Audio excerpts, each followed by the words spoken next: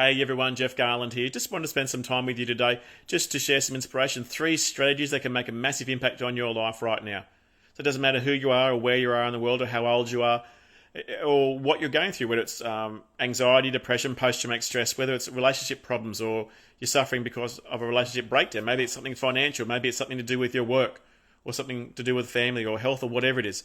No matter what it is you're going through in your life, by applying these 3 strategies, it can make a massive difference in your life. And the first one I'm going to discuss with you is the meaning. And nothing in life has a meaning until you attach it to it. And usually the meaning we attach to things that we experience are based on experiences from our past. The conversations we've had, things that people have said to us, or maybe something that we've read or overheard. Because when we experience something in the future, we attach meaning to those experiences, those conversations, those relationships based on things that happened to us in the past. It's important to know that it's never the event that has the biggest effect upon us, but the meaning we attach to it. That's why it's so important to always attach an empowering meaning to something. So if you experience something that is confronting or challenges you, we always tend to unconsciously attach a negative meaning to it. But it's so important to try and work out, okay, what's a more empowering meaning? What else could I learn from this experience? What is this experience trying to teach me? It's important to know that it's never the event, but it's the meaning. So if you can attach a positive meaning to something, then it'll make a greater impact upon you and will have less effect upon you. An example is maybe we've sent a text message or an email or tried to contact someone in some way, tried to ring them, but they haven't answered the phone or you haven't received a reply in the first 5 seconds. My God, shock horror. And a lot of people tend to go, okay, they haven't responded. Why haven't they responded? What have I done wrong? Did I say the wrong thing? And you start thinking about bad experiences or attaching a negative meaning to that situation, that attempted communication, because you had certain expectations that weren't met. But it's important to go, okay, you've sent a message to someone, what else could be happening? What else do you need? What's a more empowering meaning you can attach to it? Okay, they could be busy, they could be in a meeting, they could be, their phone could be on silent, they could be trying to think of a way to respond to you.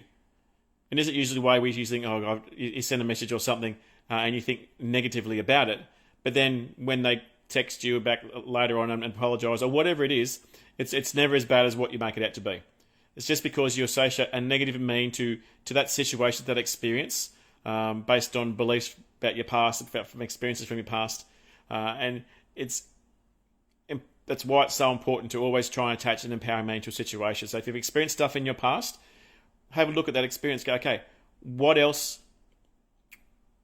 could have this meant? What else do I need to learn from this experience? What is a meaning I can attach to this situation that would be more empowering for me? Number 2, the second strategy I want to share with you is focus. What we focus on, we tend to feel. If you're feeling negatively, if you're feeling in a bad mood or depressed, or you're not feeling happy, it will be because of the fact that you are choosing to focus on something that's negative. I know it sounds simple. If you choose to focus on something negative, you're going to feel negative. If you choose to focus on something happy, then you're going to feel happy. But the most important is that as soon as you decide, or as soon as you become aware of the fact that you're feeling negatively, because you're choosing to focus on something that is negative or unhappy or whatever it is that's making you react in an adverse or a negative way, it's important to know that as soon as you start to focus on something that makes you happy, something that you're grateful for, something that lights you up, that excites you, then you would change the way you feel. An example I use in my talks is like when we go to a funeral, it's a very sad and somber occasion, but when they play, or if they play in the funeral service, a video or show photographs of that person, then people will start to smile and laugh. It's not because they're experiencing that moment again, but they're choosing to feel those emotions of that memory of that person in a situation that is one of the saddest that you could actually experience in your life. So by simply choosing to focus on something that makes you happy, or that you're grateful for, or brings you joy, excitement, whatever it is, that will change your state. That will change the way you feel about yourself, because you're focusing on something that is more positive. If you focus on something that's negative, and for a long period of time, you are going to feel negative until you start to do something and start to focus on something that's more positive. And number 3, the third strategy I'm going to share with you is your state. If you are feeling negative, if you are feeling lack of motivation, if you're feeling down and depressed, most of the time it's because of the fact that you aren't moving. Your physiology is not moving. You're either sitting down or laying down or not moving very much at all. Because when you're not moving much at all, then you're not going to be feeling very much at all. Okay? motion creates emotion. When you move, then you'll start to feel better. So number 3 is all about changing your state. So if you're feeling sad, if you're sitting down and you're not feeling positive or you're not feeling well, you're focusing on bad stuff, get up and move around. Get up and jump around, dance to a song. Just walk outside, walk up and down the corridor. Just move your body around. Just jump up and down, do jumping jacks, whatever it has you have to do to change your state. They're a very, very simple technique because you're not moving, you're not going to be feeling very good. When you're moving, you start to feel your blood flows around your body better, you start to breathe more oxygen, and it's much better for you. So there are 3 strategies that you can do. Change the meaning of the event, change your focus on what you're focusing on, and change your state. And number 4, I'm going to throw a 4th one in for you, one that is probably a combination of all 3, and that's exercise. When you exercise, it means you're looking after yourself. Not only are you changing your focus by getting outside of your house, because most people feel bad because of the fact they're locking themselves away. They're ruminating about their reality. They're ruminating on stuff that they've been involved in the past. And they're not moving around very much. So by exercising, you're getting out of your head and getting out of your house, and you're actually doing something physical, which is good for your health. You're changing your focus by looking at things outside of your usual perspective, looking at the trees, the birds, the sunrise, whatever it is, other people.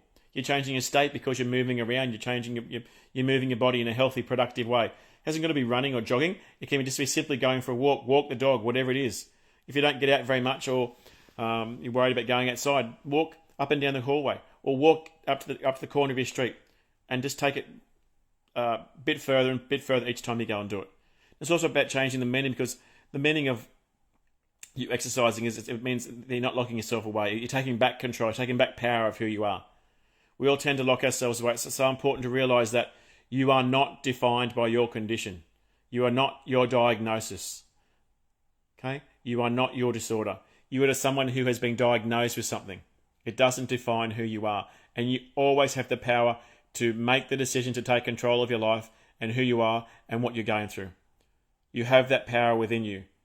So these are just 3 simple I hope that they help you. If you're feeling bad, if you're locking yourselves away, change the meaning. If you're worrying about a specific event, what else could this event mean? What is a more empowering meaning I could attach to this experience? Or what is something I can focus on that makes me feel better right now? What can I be grateful for? Or how can I change my state? What can I do to make me feel better, to get me off the lounge, get me out of my bedroom, out of the house?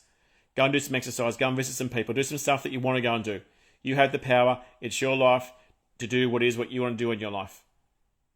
If there's anything, guys, that I can do for you, please reach out to me. I'm here to help you 24/7. Sending you lots of love and hug and inspiration. Take care. Talk to you soon. Bye.